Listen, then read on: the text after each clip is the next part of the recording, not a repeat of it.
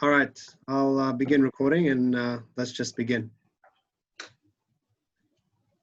All right, hello everyone, and welcome to this exciting solar training session webinar. Thank you for attending and hope you will take some value from the presentation today. It will be presented by Jinko and Huawei, and this will be the first of 5 webinars in total over the coming weeks, every Monday at 4 p.m. So without further ado, firstly, I'd like to introduce our speakers for today. Let us start with the Jinko team. We have Dan and Thomas on the other line. So Dan and Thomas, why don't you introduce yourselves? Hello. Can you guys hear me clearly and the screen? Yes, but we would like to see your face also if possible. Here, I got your photo. Yeah, I'm talking. Okay. I'm not talking over a laptop, so I don't have a camera. Hi everyone. So my name is Dan. For those who know me, I'm a technical service manager for Jinko Solar, and previously I'm a solar engineer, doing a lot of technical design. So that's my background. So today I'm with my colleague Thomas Baywater. He has been in the industry forever as well. He is our Jinko regional sales manager, especially for the distribution market. You guys will be very familiar with him. I guess, yeah. So pass it on to Huawei. Okay, so yeah, thanks for the introduction. Yeah, my name's Steve Ruskin.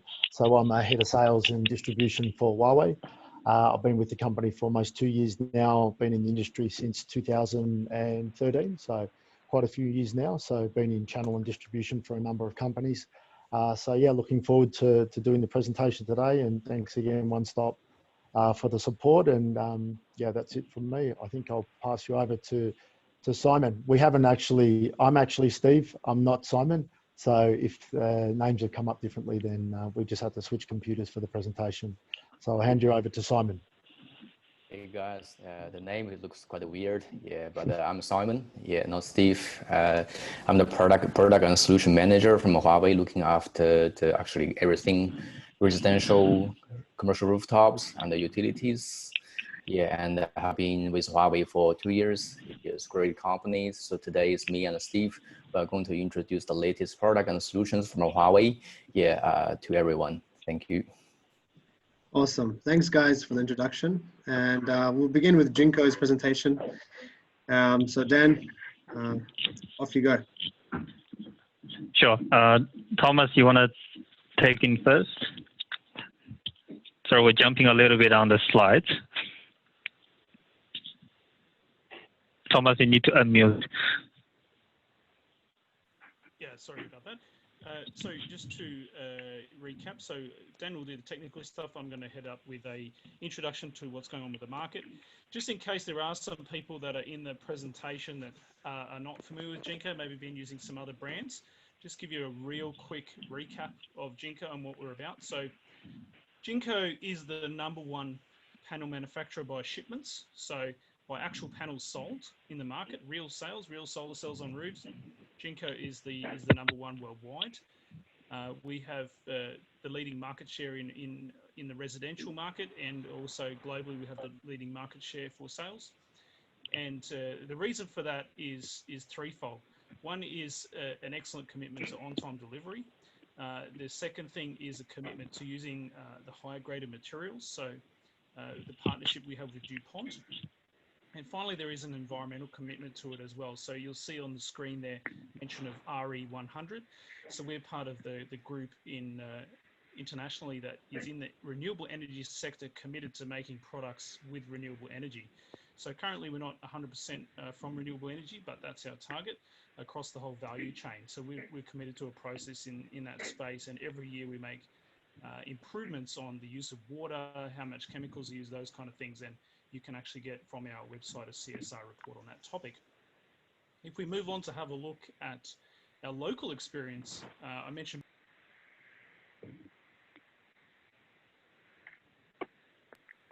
strong commitment in the project space, some really exciting projects that we've been a part of here in Australia. Of course, the Bungala solar farm, which is one of the largest solar farms in the world currently. And we've got the Bowman solar farm, which is made with bifacial. So I think that was the first bifacial solar farm here in Australia. And there's a whole list of other projects that you can see on the screen there. So we're very deeply committed to the market. It means that we've got roots here, we've got people on the ground like Dan, we've got our project team, got our logistics team, got a fully owned subsidiary here in Australia. So we're really committed to Australia, and we're celebrating our 10th anniversary as a subsidiary in 2021. So just moving on to the other part of the topic that I'm going to cover today, which is the market update. There's been a volatile cycle, I guess you could say, in the pricing in terms of the raw materials. So prices across the front end of this year off the back of COVID are dipping down as a lot of projects are getting delayed, but the fundamentals have recovered. So what that means is people are starting to do their projects, they're starting to use the materials, and what's happened is that that's leading to a lift in the underlying material costs in the solar industry.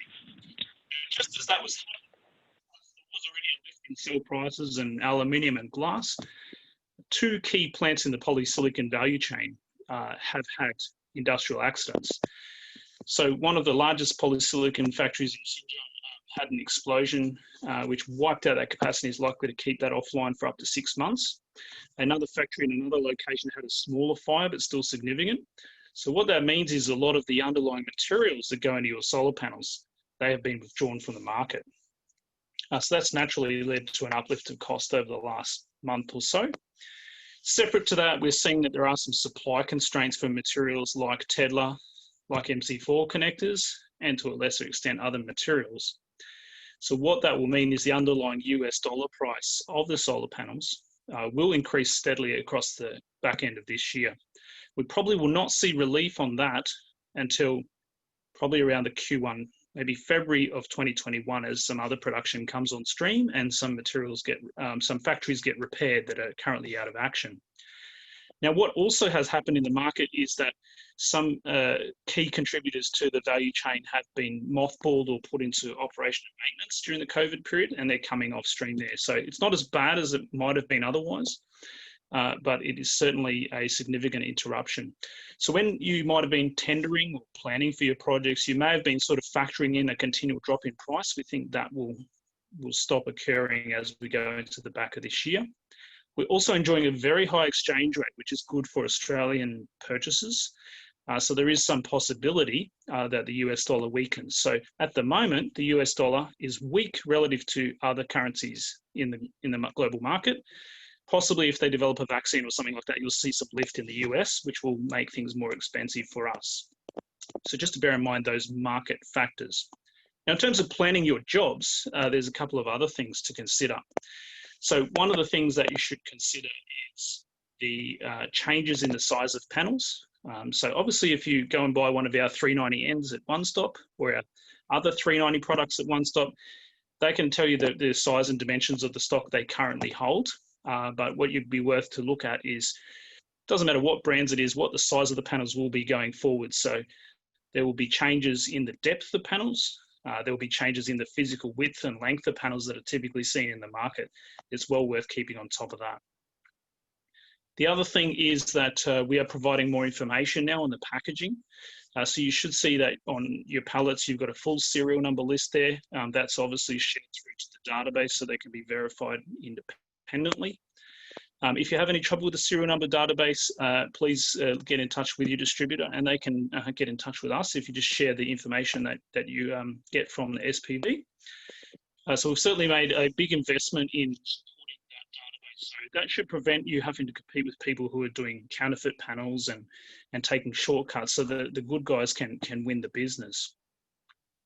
Separate to that, apart from the barcodes, we're also introducing color sorting on the pallets. So what that means is we're putting a label onto the pallet to show the cell colors that are within it. So many people are not aware, but panels, when they're made, and this has been the case for years, they have slightly different colors. Now, what happens is they normally get sorted into a pallet based on the color, so that all the panels in that pallet are the same shade of black or the same shade of dark blue, if you like. As we go forward, you'll be able to identify that from a label panel. So that's something that would be really important if you're planning to do an aesthetic project. So you'll be able to do that from a sticker on the outside of the panel. of the pallet. So I'd like to hand over to Dan now. Dan's going to cover off some of the technical aspects, in particular the benefits of the N-type product. So if I could hand over to Dan. Sorry, Thomas, quick little inquiry before Dan starts. Trevor from the attendee list is asking whether you have a solar panel recycling scheme or program within Jinko. So if you're asking if it's possible to recycle the panels with the PV Reclaim in Adelaide, they can accept the Jinko panels. We don't currently financially support a program. For example, there's not a take-back program on the panels that is free of charge at the end of life. So at the moment, it's a voluntary scheme, which means that we've had some dialogue with them to explain what materials are in our panels. We've certified the panel materials for having no heavy metals and things like that. So you can recycle the panels, but it's not something that we actually do for you. Thanks, Thomas. Okay, so Dan will now spend the next half hour or so going through his presentation of N-type modules and optimization methods when installing these. So take it away, Dan. Sure, thanks, Randy. Yes. Yeah, I guess the purpose of today just chat about what's happening in the market, like in the technical sense, because we're seeing modules and cells are going crazy this year. In the last, like if you're looking just 2019, 18, we're still talking about 330 watts. It's pretty new, 300, and the market was anticipated that you know, the cells, the products will be increasing, say, by 5 watts, 10 watts every year. But just by looking at 2019 to 20, yesterday, actually, so Saturday, there's an NEC, so basically the all energy in China. Many manufacturers have launched like 600 watt panels. Like people are like, what's happening? So that what we'll be talking about today. What are the new technologies that manufacturers has been invented, has been introduced to the market, and how we were looking into the future, like what can be expected next year or two. So I think the first clarification is to make is on the cell size, because many people are talking about 16 inches, and now we have 182, 210. What are these number means? So essentially, it's just the code for the cell, the size of the cell. Previously, the product you're familiar with, probably the 330 watt, it all comes with the 518 or 160 millimeter cells. So we all call them 6 inches. Where now the cell size has been increased to 182 or 210. So we can see just two group of cells has been formed in the market. We can see alliances in between manufacturers. For example, Jinko, Longi, Canadian, we are moving towards that 182 millimeter cell. Where the other guys like Trina, Ryzen, they're moving towards that 210 millimeter cell. We're not going to judge which cell is better, because end of the day, it's really looking at what are the modules that has been produced with these cells and how do they configure it. So traditionally, we're talking about 72 cells or 60 cells, but now we're looking at different technologies being applied. So it's either being cut into half or being cut into 3 pieces, and how do we actually play around in a module sense. So talking about modules, so we're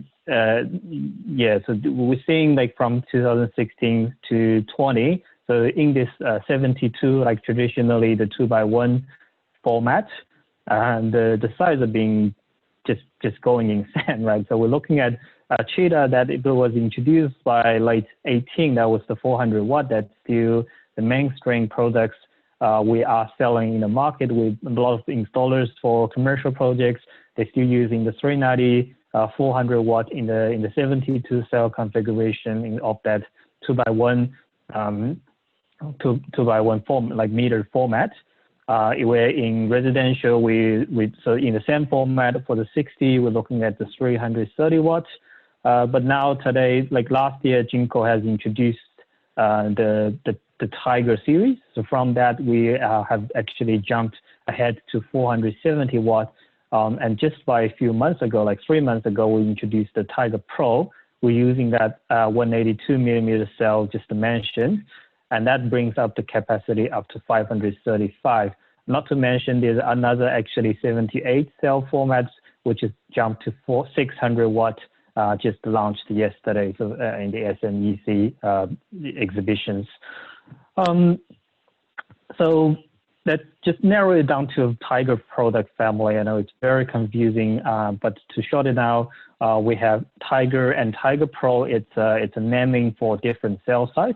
For Tiger, it usually means the cell size of 163, so the traditional 6-inch cells, where the Tiger Pro is a reference to that, what we call the 180 millimeter cells. So Tiger and Tiger Pro is just different code for the cell type. And in the module-wise, we have the Tiger 78, so and the 66. Of course, the N-type variations that you are buying from One Stop. So the 395, which is a 390 watts for the residential market, is available in the 66 format, where we have introduced this 500 watt eras towards the bigger modules.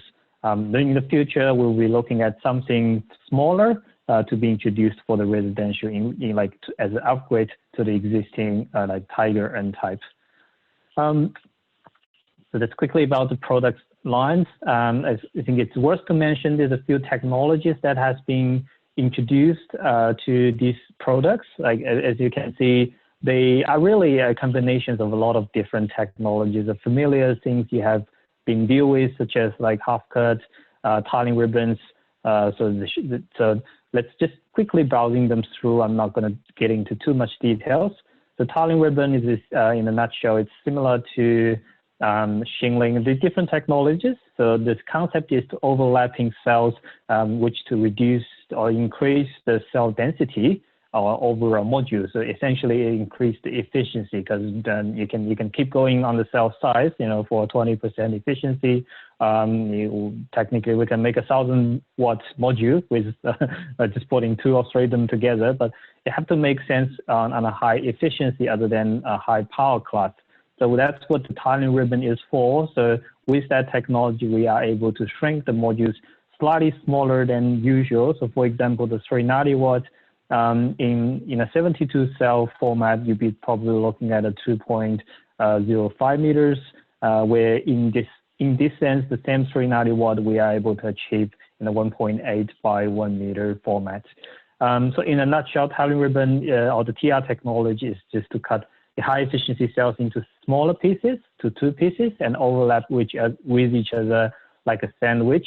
So especially made EVA will be filling the overlapping region. That gives it's a better buffering effect to ensure the reliabilities, and obviously to reduce the shadings, reduce the overall module space, to increase the power density. In combined, so people's like asking what happened to the overlapping region if there's a shadings in between, and we were addressing these problems with other techniques such as the circular ribbons and multiple bus bars. So compare with the traditional NBB, which is a 5 bus bars. So the Tiger products are coming with 9, or for the Tiger Pro, even 10 or 11 bus bars. For the more bus bars, it helps to reduce losses in between the cells and across the cells, and it actually helps to overcomes with micro cracks, as you have your cracks can be happened in between cells, but it will be stopping between the bus bars. But of course, the more bus bars you are, the more shadings or the more space you're taking on the cell. And that's why we have introduced a tiling ribbon technology. So the bus bars are shaped differently. It's a smaller footprint in between the cells, and there's more light can be reflective like in between the top, the cells and the glasses. So smaller footprint bus bar and multiples, it helps bring up another 5 watts on the power as well. And of course, you're familiar with the half cell, full cell that has been in the market for quite a while now. I think 99% of the products are half cell at the moment. It's just proven to be increasing that power class by another 5 watt to 10, and it's actually a good concept in applications where your half cell panels can be designed more flexibly on the roof. Even if you have it partially shadings on the other half, you still have another half of the modules working, obviously. So the last feature that we'd like to talk about is the N-type, where N-type is quite new to the market. The concept is out there long time ago, so it's not that complicated. So usually we have a PN junction for the what we call the P-type cells, where N-type, you just flip them over, so you have a P on the top with N on the bottom. So the benefit that N-type brings is essential, with the most important things we believe is the degradations, because for any modules, or other than the HTJ, which is very expensive, so the N-type, it have a linear degradation. It naturally will be degraded over years. And usually what we're looking at is like a 2% for the P-type, not poly. So P-type mono modules, it always have like a 2.5 or 2% degradations in the first year, and annually you have another 0.5 because of the material itself. Where N-type helps solve this problem with a much better degradation, so 1% in the first year. We'll talk about more details like how it's going to help your finances, how it's going to help your product performance. And the other sense, it have a higher power class.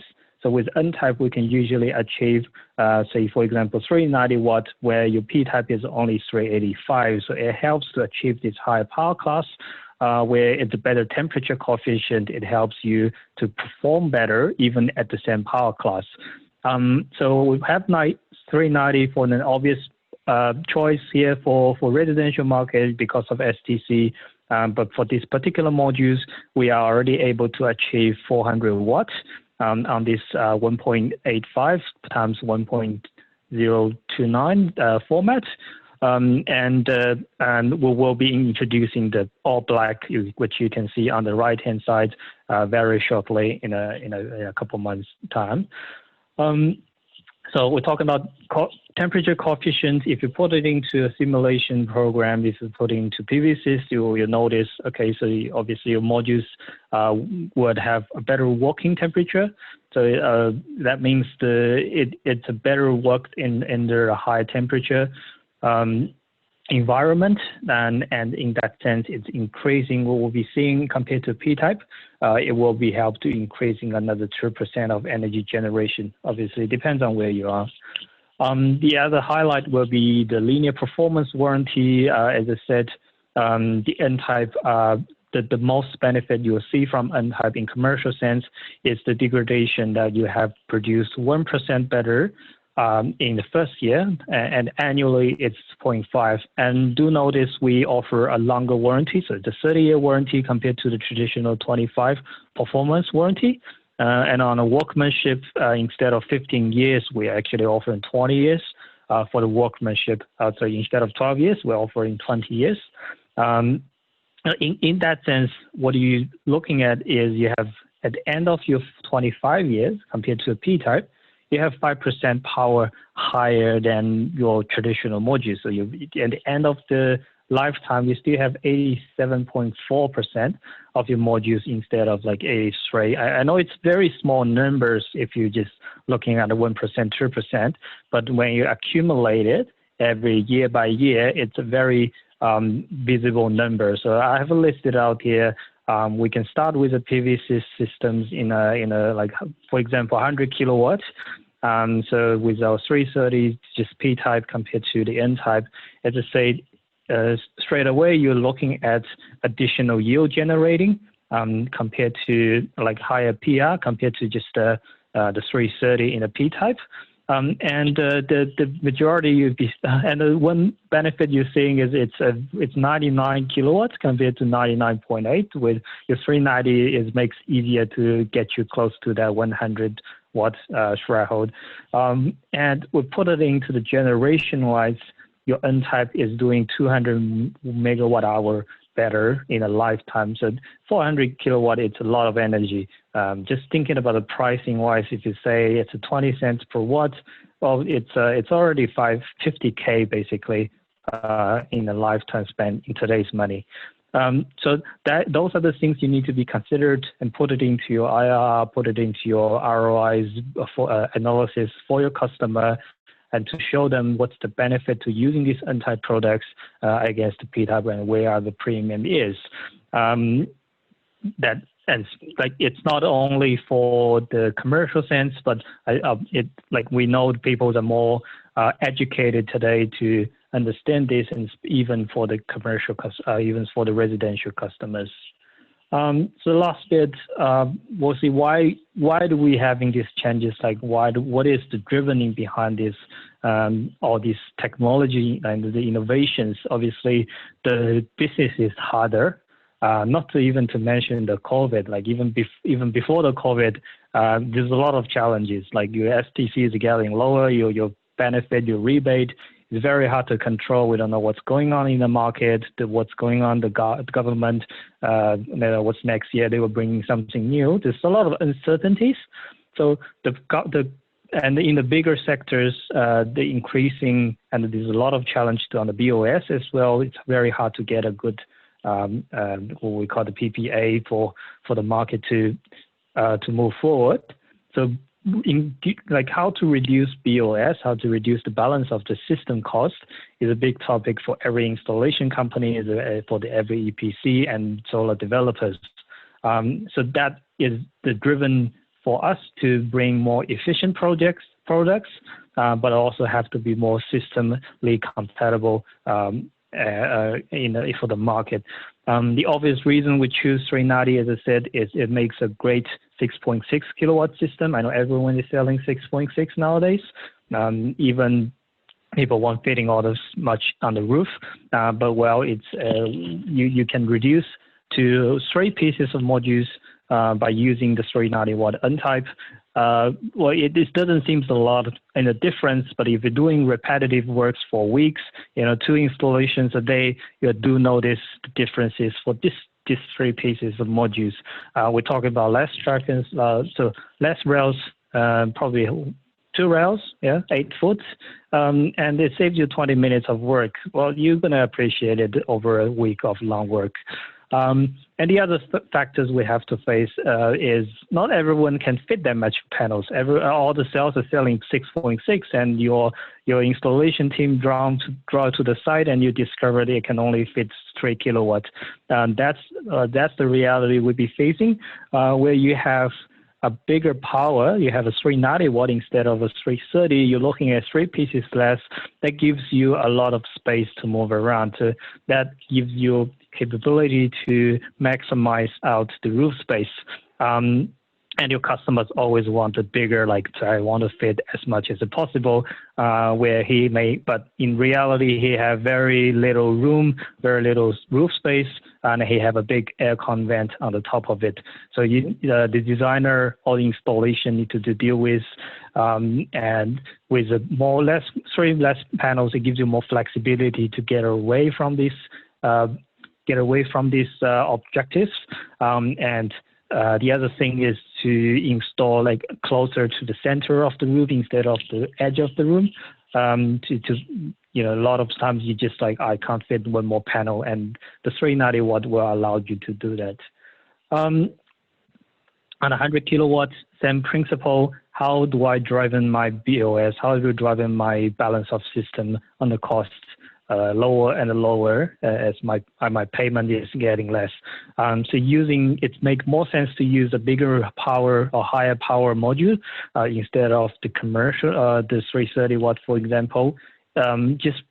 So traditionally, we're just like, okay, give me any number, it will fit, just the cheapest we're driving by dollars per watt. But nowadays, I'll always recommend installers to look at the real costs, and not just for the dollars per watt on the module, but what are the benefits that brings you with a bigger or higher power capacity. If the modules, you can reduce the number of modules for, in this case, by 44 panels. So it's not just like dollars per watt, you're paying the same, but by less 44 panels essentially reduce the number of strings. There's 3 strings reduction, your combiner boxes, your DC isolators, your rails installed, and just by logistic as well. So logistic handling as well. So it's like it's 1.5 pallets less modules to be loaded to the truck, drive to the site, unloaded by a forklift, put on the scissor lift, drive all the way to the roof, and you have your fellows to unload it and move all the way across to another end of the roof. So the other thing to think is when you reduce these 44 modules, similar story to the residential, is your flexibility on the rooftop for a commercial roof. So your commercial roof, you would always facing aircon units, you have ventilations, and you need to ensure there's some access ways for O&M and maintenance, right? So the other hard part is to work with your structure engineers. They will tell you, no, you can't install in the edge zone in some scenarios. Your wing load is too high. You have to stick to the center zone. And by that, you need to reduce the number of modules. So anytime you have facing hardness for I can't fit another 2 modules, think about the bigger power costs, see if that's going to help you as the size is only increased by a little bit, 20 centimeters, but that means 1 module to filling, as the power class is like dramatically higher, like almost 50 or 100 watts, much higher than your conventional modules. So I guess to wrapping it up, I want to talk about what's coming in next. So what you may anticipate it. So other than the 60, so obviously we have the 66 TR, so that is the Tiger 390 you're looking at selling at Winstop. So that product, as I said, it may upgrade it into an all-black version as the power costs have increased. And the other, just so this table is just for fun. It's just for like what we may anticipate it. And we like to hear from you guys as well, like what is the ideal products you wish to have. People like a lighter one, a lower power class, for example, this Tiger TR, which is it can be reached to 370 watts, but it's much a smaller format, similar to what you have to 330 watts nowadays, by purely increasing the efficiency of the module. On the other hand, we have, say, using the Tiger Pro cells, so the 180 watt, 82 millimeter cells, to make a 440 watt format would be that interesting. I don't know, I want to hear about it. And say 440, you can complete a 6.6 with just 15 modules. But of course, your size is slightly bigger. Your weight is kind of at the limit, like the limit is, if the limit is like 25 kilograms. But it's also going to be a very nice replacement for your, for example, your currently 400 watt 2x1 module that you're using. And in that case, it's more efficient and it's actually much smaller. The other end is where the commercial or the utility modules are going. Obviously, it's growing much bigger now. You're looking at 2.2 by 1.1 in most cases for this 500 watt era. And a lot of trackers or the mounting system manufacturers are adapting these changes. So they have introduced, like for example, Cleanergy, they have 4.5 meter rails or the 3.5 meter rails allow you to install this 1.1 meter modules. But it starts to make sense when you think commercially, you can install much less number of modules on the roof, and it's going to reduce your BOS cost in the long term. And of course, we're still having the Tiger 78 TR, which is available in the 470 watt format, and that size is more commonly 2.2 by 1. So there's one. At the end, there's one questions we have a lot. I just want to address it. I suppose some of you here has already used our products or about to use our products and have some questions about what's the wing load, what's the, the products, the modules are getting longer. How do we deal with it?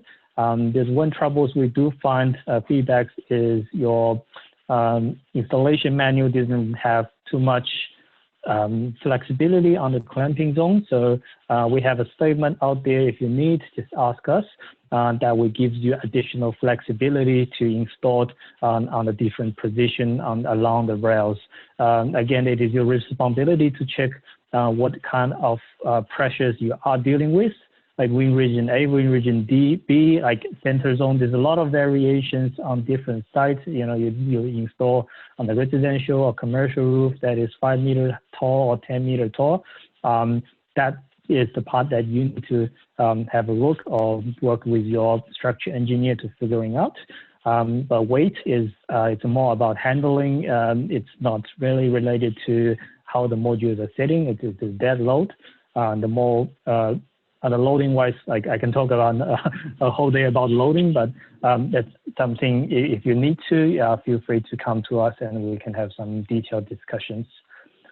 So that is about us. Thank you, everyone. And if you have any questions, we can address here. Maybe Ramsey can pick up some questions and we can address here, or otherwise just come back to us. Yep.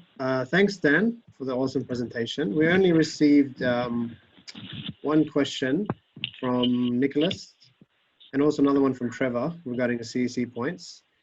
Trevor, I'm pretty sure you can receive them just by your attendance being logged. So once this webinar is complete, I will send over the attendance list over to the CEC and they should accredit your points.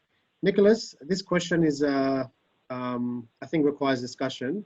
And since we're punched for time, I think it's best we talk about this collaboratively at the end, the very, very end. So thanks for the question, but we'll attend to it at the end. So in summary, the Tiger N-Type Pro and the Tiger N-Type 390 watt panels, they host high power density, leading efficiencies and warranty periods, low PID, LID throughout the panel lifetime, and has the aesthetic and performance enhancing bus bar and tile ribbon interconnectors, and many more benefits for the residential and commercial settings.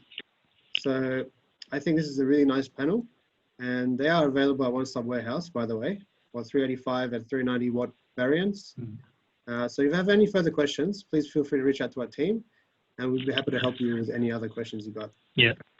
I guess there's one common questions in the chat box is about the size of the modules. What I like to say is it depends on the cell size. There's a lot of variance we've been seeing in the past 6 months as the module cell size. There's many options, but now we're looking into two format, either the 182 or the 210. So hopefully it helps to narrow down different size of the modules. As for the 2x1 format, like it really depends on the size of the cells. So what we are seeing is, the one I have showed before is we're still trying to make more high efficient, the 1.7 by 1 meters module. So it is achievable just by different cell and combinations.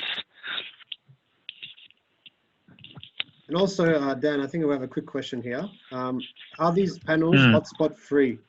So how do they handle hotspot heating issues? Sorry, I couldn't hear that one. Are these hotspot panels free? Okay. Look, yeah. Look, hotspot can be caused by many problems, like many reasons. It could be micro crack. It could be a dam. It could be, So we can't say it's hotspot free. Of course, if it during installation. So what we have a QA and QC process, so we ensure when the modules are out of the factory, they are micro crack free. So they have EL images taken, which is stored for 20 years, 25 years, depends on the warranty. So the module will be, if there is a hot spots, you can always cross-reference if there was a crack when it's out of the factory, and if there was, it's covered by the warranty. If there wasn't, then you probably need to think about if it's happened during either transportation or during installations. Okay, cool. All right, guys, I see your comments now and your questions. Awesome questions, but I think we have to move on to the Huawei presentation now. But rest assured, we'll come back to them at the end and we'll answer them. Thank you. Over to you, Huawei team. All right, thanks. Thanks, Ramsey. Thanks, Dan from Jinko on the presentation. So share screen.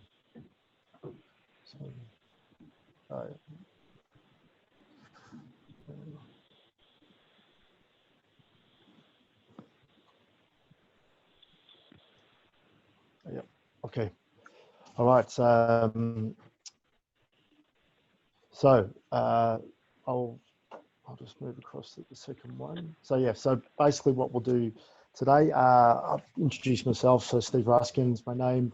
I'll do the company introduction, and then I'll have Simon Wayne. He'll do all the he'll do the residential and the C&I solution. So firstly, I thought I'd just give a little bit of background about Huawei. So they were founded back in 1987, so over 30 years in business. So you can see here the key messages, Fortune 500, so number 61 in Fortune 500, massive achievement. So employees, 194,000 employees. Something of note here is the amount of R&D staff. So we have over 96,000 R&D staff. So about 45% of the staffing is in R&D. Then if you look across to annual revenues, you can see annual revenues, $123 billion. That's for 2019. So for last year, it's got a year-on-year sales growth of around around 18%. So that there you can see is one of the R&D centers that I've visited last year. So moving forward into the next one. So just wanted to reiterate the global, other than the global brand, I just want to talk about the brand awareness here in Australia. So I think a lot of people would be familiar with the Huawei phone. So the Huawei phones have now moved to number 2 in the world. Number 1 is Samsung, so number 2 is Huawei. So you can see there's over 240 million units have been shipped globally. And the brand recognition, more importantly, has gone up to around 93%. Now, that might be good or a bad thing. There's a 5G comment right there in the middle. So obviously with the help of Mr. Trump, there's obviously a little bit of 5G controversy. So, but the brand awareness has definitely risen. So just going back to R&D, I just wanted to talk a little bit about R&D and how strong Huawei prides himself with spending a lot of money on R&D. So over 10% annually.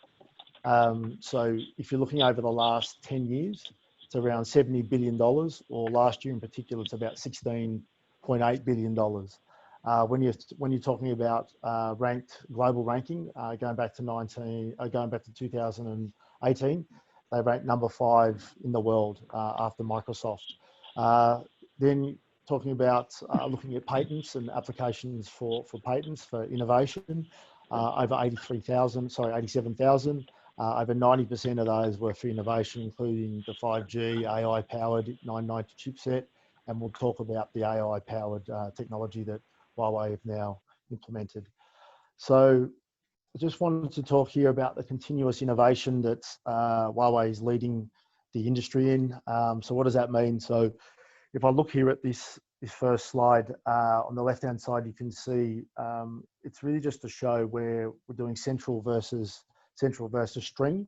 So if you look at 2016, the central is around 60% and string was around 40%, so string inverters. Fast forward to 2020, you can see that string inverters are really taking off now over the central inverters. Obviously that's more in the utility scale, but we find that is going to be, moving forward, is going to be the forecast for the future, we believe, is going to be string inverters. Then when you're talking about global shipments, over 118 gigawatt of global shipments have been accumulated from 2015 to 2019. So that's the number 1 global shipment inverter manufacturer in the world. So again, another massive achievement. So again, talking about number 1, Huawei being number 1, if you're looking here, you can see in all regions other than North America. So in Europe, it's now taken over from the European brands. So Huawei is now number 1 in Europe. China, in the local market there, Middle East, India, Asia Pacific, also in Japan and Korea, and also Latin America now. So of note there, I mean, if you're looking at Japan, Huawei is the only Chinese vendor among the 10 vendors there. So that's a big achievement in Japan. going to the bottom there, you can see that Huawei is also in large scale. It's not just large scale in China, it's also large scale all around the world. So Argentina, Spain, Mexico, and India, to name a few, as well as their local market. So I wanted to say here, talk about the quality and reliability. So quality is obviously something that we need to be wary of. So Huawei is the world's only string vendor that has delivered over 118 gigawatt. So part of that is that they have an annual failure rate of less than 0.5%. So that's the lowest in their class. So when you're talking about the 1500 volts or the solar farms or the high voltage inverters that Huawei sell, they've done more than 10 gigawatt around the world. So that's nearly 10 times that of anyone that is their competitors in second place. So you can see stability and reliability. So you're talking about the harshest environmental climates in the world, worldwide. So minus 40 degrees in Mongolia, all the way up to the Middle East, where you can see over 50 degrees in the Middle East, as well as in Japan and also in Singapore as well. When you're talking about high heat, high humidity and salt mist, it definitely ticks all the boxes there. So looking at failure rates, you can see failure rates from 2014 to 19. So they've all sort of stayed in between, 0.3% up to almost 0.5%. So still very low when you're talking about failure rates. I remember selling Chinese inverters back in 2013, and the failure rates were a lot higher than that, as everybody would know in the industry. So I just wanted to talk a little bit about here, just a bit of background about where Huawei came. So as I mentioned previously, over 30 years experience that has come through telecommunications and also in the telecom industry. So that reliability they've brought into the utility scale. So you can see there, so the utility, unlike a lot of the other manufacturers, Huawei has come from the utility. So you can see the utility here on the right hand side. It's a 185 in the 90s. So that's currently the 185 we're doing in the HV, so in the high voltage. So that's doing all of our solar farms. That same level of reliability we're bringing into the C&I. So into C&I, commercial industrial, you can see that the same platform, the same inverter, but ramped down to 100 kilowatts and also 50 kilowatts. In addition to that, we have one specifically built for Australia, which is our 29.9, which is our biggest seller here in Australia now. In addition to that, we've got the commercial 8, 10, 12, 15, 17, and 20, which Simon will go through shortly. We also have our residential range starting from 2 all the way up to 6. That's the L1. So we've just launched a new L1 range, new residential range. We'll also have that in single and 3-phase. So we have a 3-phase residential 5 and 6. So a little bit about Huawei Australia. We're all in Australia here. We like dealing with Australians. So Huawei's been in Australia for over 16 years. So it's actually a 16th year now. So over 400 employees, 19 of those are local staff. We have offices here in Sydney, Brisbane, Melbourne, Brisbane, Adelaide and Perth. $1.5 billion sales revenue over the last 2 years from 15 to 2017, as well as training centres here in Sydney where we're based, and also in Melbourne. Also, Australia, being in Australia, we like to be involved in a lot of sport because a lot of Australians like sport. So we're happy to note that we've just re-signed the Canberra Raiders again. So on the left-hand side there, so that's been over 8 years. I think we've been the major sponsor for the Canberra Raiders. And also we were the Gold Coast Suns. So that's finished up now, but we've had a good alliance with the Gold Coast Suns, I think, for about 5 years. The Raiders now of note are around 5th position. Gold Coast Sun, I think, about 12th. So doing better than last year. I think they were wooden spooners. Probably why we didn't go any further with the sponsorship. So also just wanted to show some of Huawei's achievements here in Australia. So you can see here, Gold Coast Suns, where they're playing a lot of the AFL matches at the moment up in Queensland. You can see here that they've done a high-speed Wi-Fi solution. So that's in Metricon Stadium for over 40,000 fans. So yeah, lastly, just wanted to finish up on, as I said, talking about Australia. Here in Australia, we also offer our warranty. So our warranty commitment is 10 years. It's not a 5+5, it's a full comprehensive 10-year warranty. So that's in all of our inverters. And if there is a fault, they're a like-for-like replacement. So it's a brand new inverter. We don't refurbish inverters. It's a brand new inverter, it's a replacement. And here we have our service support and warranty workflow, you can see. Also, when or if there is a warranty issue, the replacement is done within business days to be sent out. So you can see here, starting from the top to bottom, we have a call center. We also have a local team which can service calls as well, field calls. We also have a local team, including our service engineers. And then we have the experts as well, that service engineer experts, they can be overseas. And then we have an R&D center as well, all English speaking. So, so I think that's for me. Quick question, Steve. Yep. So, yeah. So Ramsey, fire away. So there's no surprise that Huawei is a leading ICT solutions provider globally. Yep. And involved and have presence in many different diverse range of industries, namely the telecommunications, as we all know, mobile phones. The question is, the controversy going on with the US government banning 5G network from Huawei and all this kind of stuff. Does this have any sort of impact on the solar side of things, where the solar industry, with the solar business for Huawei opened up more recently? So is there any involvement, or is it just has zero impact? No, look, at the end of the day, it's very political. It's really a trade war against America versus China. So we don't really get into any of the political innuendo going back and forth. But look, at the end of the day, when you really want to dumb it down, inverter is really just converting DC to AC power. Any servers, you have an option whether you want to run the platform or not, or connect to the cloud. The cloud is based in Singapore as well. So look, at the end of the day, it's all speculation and it's political. So we haven't seen any issues here in Australia, and our business is doing really well for us, and we're really confident of our solution. And yeah, we're really happy to be here. Okay, cool. That's what I thought. So zero impact there. Cool. Zero impact. Yep. All right, no problem. I'll pass you over to Simon now.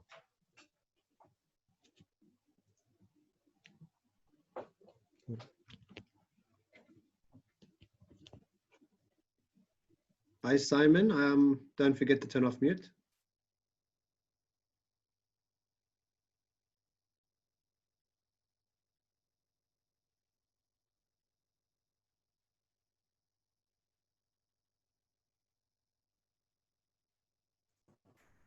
Hey guys, now you have the real Simon Wang now. Yeah, not the fake one. Yeah.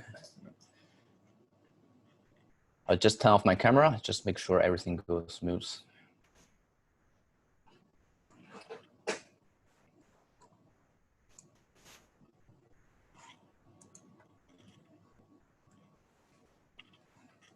Yep, can you see my screen? Yep. Okay, yeah, thanks, Steve, for the introduction about our organizations, Huawei. So let's move to topics. So I'm going to start from the residential first. On this list, you can see all the latest products from Huawei. You can see, the new single phase L1 series, which is just available on the market and they're very popular. And it's hot battery inverters. On the right-hand side, you see the new three-phase 5 and 6 KDL. And we're going to have a new version as well soon. And the optimizers, the new generation optimizers, you have the 4G and the Wi-Fi dongles, the smart meters, and also the platform which covers probably all the things you need for residential solar system.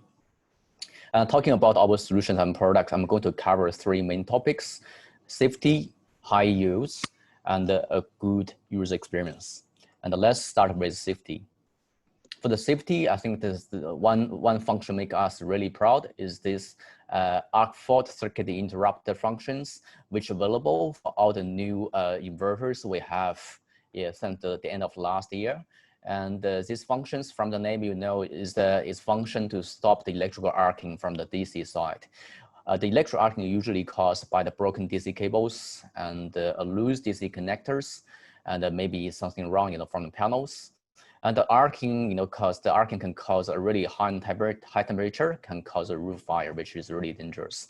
The way, we just to be summarized, the way, we do the arc fault detections is to analyze the spectrum waves, and it's actually very difficult. It's because the arc noise is usually really weak, and under a grid, and also the inverter connected grid, you have a lot of noise, from the grid side.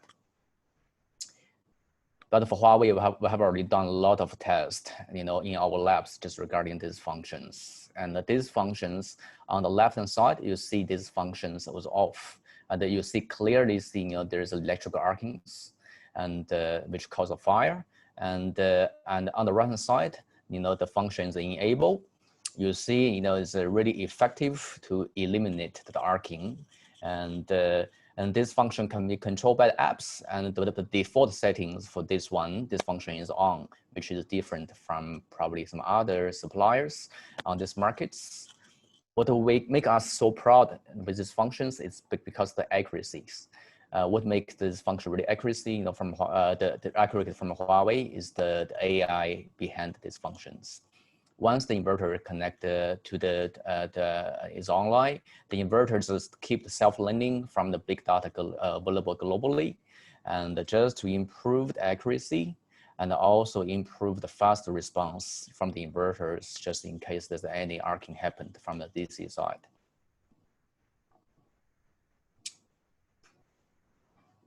And also, if you use these functions together with the optimizers on the roof, the new generation optimizer from Huawei, and you can easily pinpoint, where the arcing happened.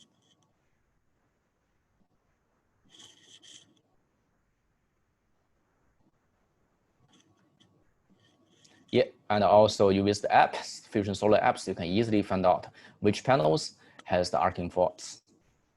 And talking about the safe rules, let's move to the optimizer from Huawei, the new generation optimizers, and currently is available on the markets. And with the optimizer first, we can guarantee a 0 volts output from the panels, so it's module level. And also when the optimizers detects if there's no grid and all maybe the AC the AC switch shut down, or maybe there's any like a DRM control from the like a DI or DO control, and the optimizer will automatically shut down the panels just in case the people on the roof are safe. And another good way to use the optimizers is to verify the installations. Like first, you can measure the resistance from the panels. And for example, you have 6 panels in one strings. For each panel, theoretically, the resistance should be about 1 kilo ohms. And if you got with a multimeter when all the panels are disconnected, you got 6 kilo ohms, and it means it's correct. And also you can measure the voltage. Once all the panels are disconnected, with the optimizer, you should have 0 volts. Yeah, these two are good examples how you can verify the installation with optimizers. And now let's move to the second topic. I want to talk about high yields. And first, with the optimizers, and it is very good to against the shadings and make the installation and design of the roof make it much easier. And also for Huawei, our second generation optimizers, you have both full optimizer and a partial optimizer solutions. So with the partial optimizer solutions, you can just add the optimizer to the panels, which may get shaded during the day. And now is a good case study we have in Germany. And as you can see, from the charts on the right-hand side, you see only the panels, which got the optimizers. It has the power is affected a little bit by the shadings. Yeah, but for all other panels on the same strings, they work in a perfect conditions.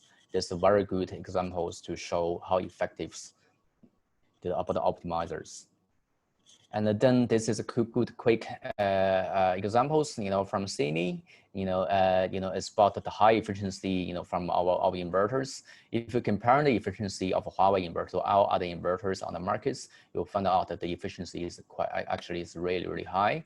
And for this case study, you see, as on the same rooftops and the same amount of panels, but you see the output from Huawei inverters is about 5% higher, than the inverter from the other inverter manufacturer. And also for all the both single phase and three phase inverters from Huawei I mentioned before, they're battery ready. So you don't need any DC to DC converter or DC to AC converters. So the inverter already have the battery port, is just plug in and play. And now let's move to the better experience topics. And first, for the optimizers, we only have one optimizers currently, the 450 watts, which is quite enough for all the modules you have for the both residential and the commercial rooftop markets. And also this make I think the stock and the inventory management very easy.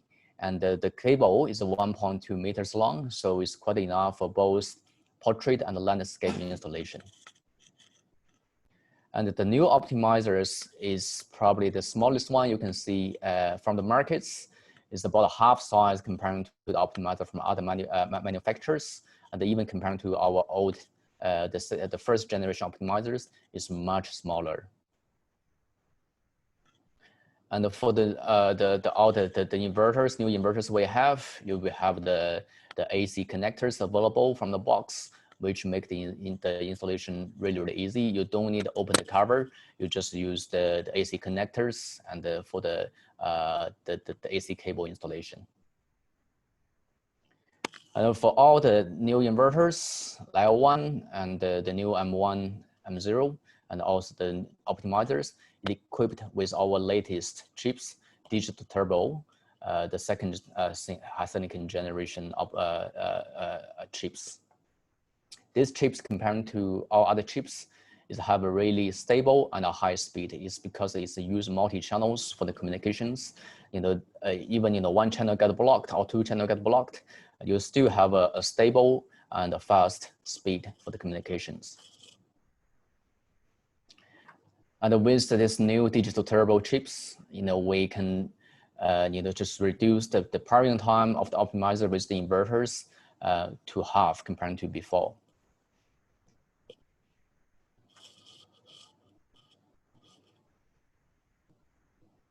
And also, if you have already installed the L1 before, you see you can find a physical layout templates from the box for the optimizer commissioning and the installations. And thanks for the AI behind our new generation inverters. So what you can do, you can just paste the 2D barcodes from optimizers to these templates and take photos, upload these photos to your apps, FusionSolar app, and the app will automatically to finish the layouts, the physical layout of the optimizer for your systems, which is really smart and save a lot of installation time. And also, as Steve mentioned before, and our inverters, which make us really proud, is about it's the low failure rates from Huawei inverters, because we start from telecom business. So all the quality controls and the designs, we use experience from our telecom departments, and all the testings are beyond the standard for the inverters. And you see, for some the plant we have globally, the failure rate is even behind 0.4%, and we have the third-party report to support the data. And for all the residential inverters is with natural cooling designs. You see the heat sinks is designs is quite smartly, and also the position of the PCB boards, and all those experience we got from telecom departments, and from telecom department we have a product called RRU, and this thing always installed in a remote area, and we use the same experience and the same technologies on our inverters. And the first generation inverters, same as first generation inverters, the inverter have a built-in Wi-Fi, which can be used both for the commissioning and also the monitoring, which this to be linked with the router.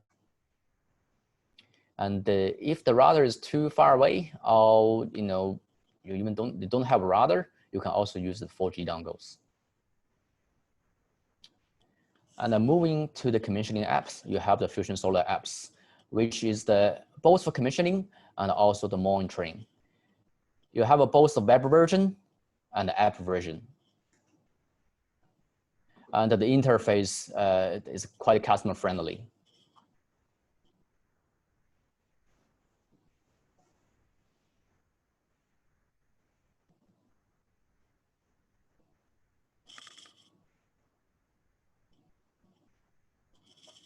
And let's check the products and this good summary. And the first is the new L1 inverters, and which you can buy from One Stop, and has the built-in Wi-Fi. And you can also, if you have multiple inverters, you can also have a Wi-Fi dongles, which can support up to 10 inverters, and also the 4G dongles. And this inverter equipped with the powerful AFCI functions for the arc fault, the arc fault circuit interrupters, and compatible with our latest second generation optimizers. And the same for the three-phase inverter 5 and 6 M1, and this one have the double LAN FE dongles, as a standard options, which will be included in the box of this inverter. And but you can also choose the 4G dongles. And this inverter with AFCI and compatible with the second generation optimizers from Huawei. For the second generation optimizer, you can also get this from One Stop, and it's already available. And you also have the both single phase and three phase meter from Huawei. And here is the double LAN FE Wi-Fi dongle I mentioned to you before, and also the 4G dongle. And then now let's check this battery, beautiful battery. This is called the Luna battery. It's from Huawei, and this battery will be available at the end of this year. And you have the module level design for this battery, and the cell type is a lithium iron phosphate, which is the most safe cell type available on the markets. It's high voltage batteries, and you check it. It's really beautiful. It's really beautiful machine equipment. Yeah.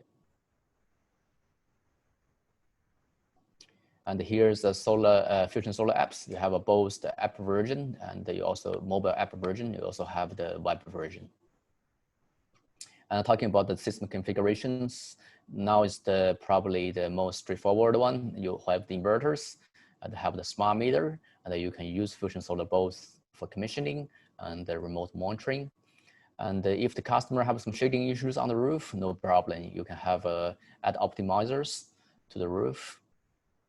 If the customer won't have batteries, and then there's no issues, you can use either the Huawei battery I mentioned to you before, and or the LG CAN battery.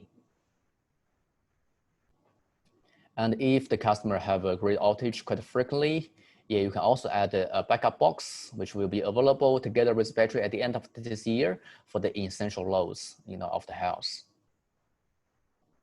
And the same as the three-phase inverters, and you can use the optimizers together with the inverter, and you can also add batteries to the inverter, but it's just different from the single phase L1 inverters. This three-phase inverter only compatible with the Huawei Luna battery. And you can also add a backup box, for the Huawei three-phase inverter. And now let's move to the CNI rooftop scenario. And we have another platform for the CNI rooftop scenario. You see the latest 8 to 20 KTL M0 and M2, and currently available on the markets. The M2 will be available on Q3, and M2 compatible with the second generation optimizer I mentioned before. And the most popular 29.9 and the 50 KTL, and also the latest 100 KTL for the larger rooftop.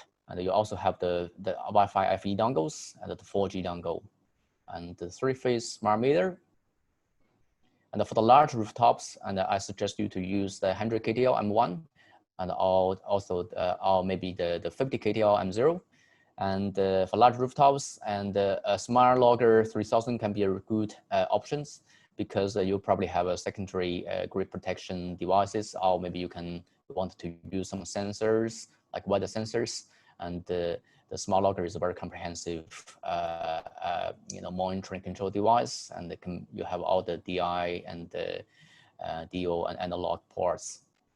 And now it's quick summaries. You can use the Wi-Fi dongle, 4G dongle. For large rooftops, you can use the smart logger, and we have both 1008 and 3008 on the markets. And the last one, the USB adapters. This is adapter for the local commissioning, and usually in the box of 29.9, 50, and 100. And you have the three-phase meters, but the current limitation is 250 amps.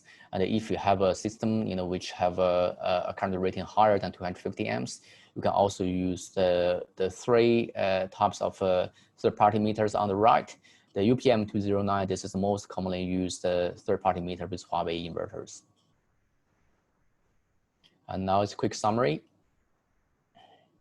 And for the commercial CNI rooftop solutions, I also mentioned about the three important points: the safety, and the higher use, and the better experience. The better experience. And the new inverters 8 to 20 is also compatible with it also have this arc fault circuit interrupter functions, and the cable length and the current ratings that supported is beyond the UL standards. And the 200 meters and 26 amps in the current limitations is quite enough for the large rooftop. And all the commercial inverters, and including residential inverters, are with fuse-free design. And because we have a 2 MPPT, like 2 string inputs per MPPT, and this means the reverse current, will be never higher, than the fuse rating current of your panels, and which means you don't need fuses on the DC side. So which is good savings for the EPCs, and also make the O&M really easy for the installer. And for the higher use, all the Huawei commercial inverters with a multi-MPPT features, and which guarantee a higher use comparing to the single MPPT inverters. And if we have a lot of case studies, if you check this one from Thailand, you see with another inverter manufacturers, the yield increase is obvious, and because we have the same PV array and just different inverters, about a 2% yield increase compared to another inverter manufacturer. And the same as the residential inverters, the commercial inverter also have a high efficiency compared to all other inverters on the market. And for the 8 to 20 M2, and also the new inverters, the new 29.9, 36, and 40 which will be available on the market at the end of this year. All those new commercial models compatible with optimizers. And the natural cooling designs make our commercial inverters really required. Probably is the most required inverters on the market. And for the user experience, and the low failure rates, which make us really proud. So the same as the utility inverters and the residential inverters, our commercial inverters have a really low failure rates, which is below 0.5%. Yeah. And besides the 100 KTL, all other commercial models are with natural cooling designs, and so you don't have any external fans, which make the O&M quite easy, because the fans is part have a high failure rates. And with the inverter which is compatible with the smart dongles, the both 4G and the Wi-Fi dongles, one dongle can support up to 10 inverters. So you only need one dongle for the master inverter, and that's enough, and make the commissioning and the installation really easy. And now let's move to IV curve. Probably a lot of our friends hear about this before, and this is a really powerful tool, for the O&M and also the troubleshooting. And because our inverter have the current sensor for each string inputs, so you have the voltage, you have the current from each strings, And then from the curves from each strings, and from the shape of the curve, you can diagnose potential problems, from the panels, from these strings. And all these functions have been integrated into the FusionSolar platforms. So on the O and M sections, you just click one button and it will give you 3 accurate reports. And from the report, you can find out all the potential faults from your PV array, and also the way to fix the problem. And we have used these functions for up to more than 5 gigawatts installations, and we have TUV reports. So we are quite confident about the accuracy of our IV curve diagnose functions. And this is true IV curve diagnose function. And for the configuration examples, and the master slave configuration is quite common, in Australia, because you have the 100, the 100 kilowatt system is probably most common system in commercial markets.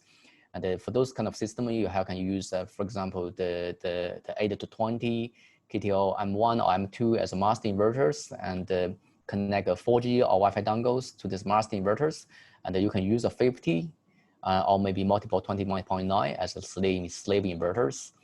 And then this all the commissioning, you can just use the app with the master inverter will be enough. And you can also use the 50 KTL as a master inverters and connect a 4G dongle to the 50 and make the 29.9 as a slave inverters.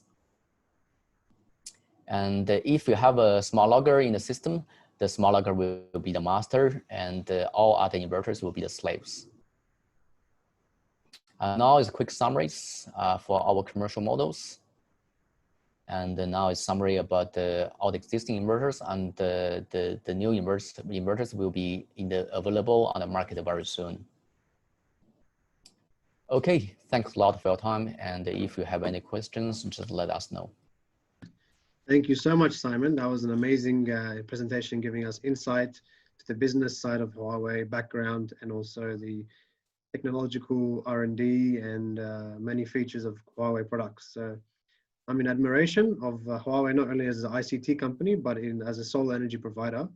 And I appreciate that. Thanks to Hader also for answering many questions in the chat. And now I guess we'll quickly run through the remaining questions before we finish off this webinar. Thanks for your patience, guys, for staying a bit extra. Yeah, sorry it took a bit long, but let's quickly finish off the remaining questions that need to be attended to. So Dan, you still there? Yes, hello. Hi, Dan. I'll just quickly shoot you the Jinko related questions. Is Jinko coming with N-phase or similar microinverters as in inbuilt solution? That is a topic we're still looking at it. Like it's going to be very hard for us to actually select a brand and to be, added on. So we would like to keep us more flexible on what products to be work with. But we will trying to design our module that is compatible for most of the branding. Yeah. Yep. Cool. I'm not saying no, but I can't just say yes. There is one. Yeah, exactly. Okay. Second question is someone is saying when you purchase the panels, are you giving any MC4 connector compatible to maintain the same connector connectivity at the end of the panels or the string? I'm guessing. So by standard, we are providing all the modules coming to Australia with MC4, but there are certain times that, as Thomas said earlier, there are shortage on the supply for the MC4 globally. And in that terms, we may introduce modules with Jinko connectors. And in terms that we are selling with Jinko connector, just make sure you talk to all the OSW, make sure you get what type of the connector you come with. If you are getting modules with Jinko connector, make sure you get some spare parts. We are giving them away for either free or very little price. I think it's free. So you can use those connectors to connect at the end of the string. Yeah. Cool. And I think this question, the next one was from Beyond Solar. They're saying one issue they're experiencing on site when using the 390 watt Tiger is the cable length is short, meaning that modules need to have extension cables in between the modules, what he's saying. So I guess this is more feedback than a question. If they're not doing it in series, if they are doing leapfrog, it's interesting. Like, and I'd like to know your feedback. So if you can actually let us know some details, like how long is the cable you're getting, or what is the method of installations. Maybe we can address them in the futures. Yeah. Yeah, I agree. This is the type of feedback we really value, both as a manufacturer and a supplier. So yeah, keep shooting these feedback through us or directly to Jinko. So thank you for that, Beyond.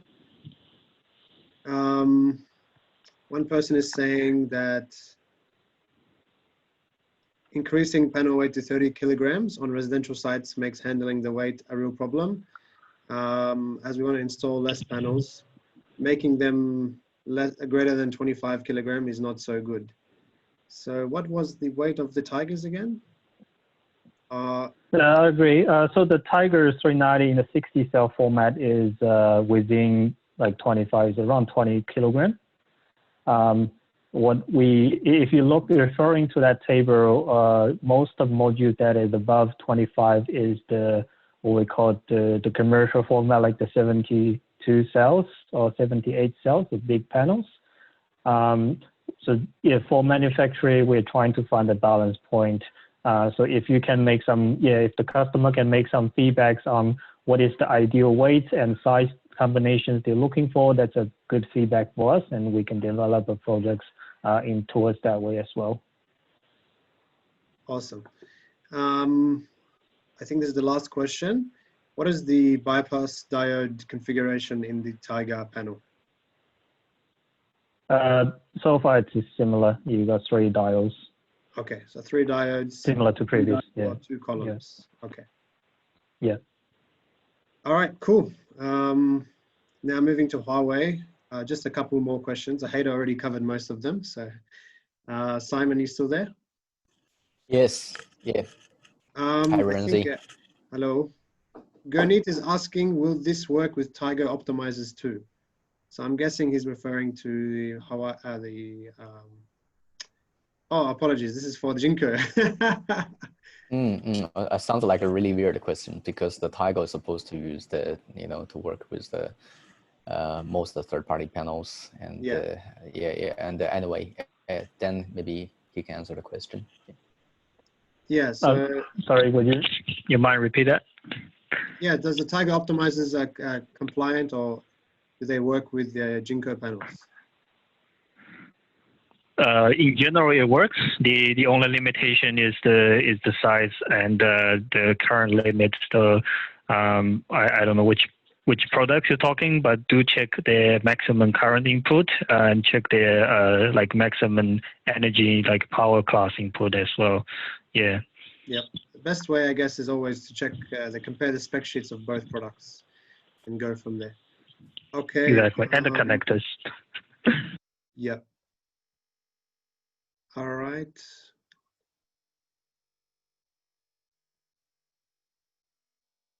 I think that is it.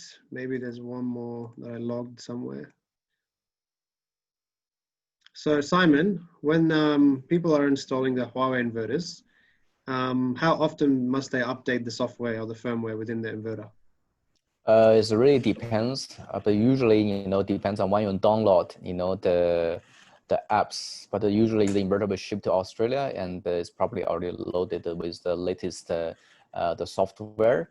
And if the update, is really needed, and it will automatically when you connect to the inverter by FusionSolar, and it will automatically pop up a message, ask you to update, the firmware, and you just click follow the instruction from the app, FusionSolar app, and you can just do the firmware update, really quickly, and it will just take a short time. Yeah. Okay. Yeah. Okay. Cool, guys. Thank you guys once again for joining us. There's still 89 of you, for those of you curious. I think we picked around 110 attendees at one point. So yeah, thank you for joining us. It's been a pleasure hosting you, Simon, Steve, Dan, and Thomas. Appreciate you guys coming on. And I think we'll conclude it there if no one has any other further comments from the panelists. Nope, I think so. All right. Awesome, guys. Thanks so much. And I will shoot through the attendee report to the CEC, and you should get your CBD points. So thanks again, and I hope you took something from this webinar. No, Cheers, guys. Thanks, Ramsey. All the best. Thanks, everyone. Bye. Cheers. Bye-bye. Bye, Thanks. guys. Bye-bye.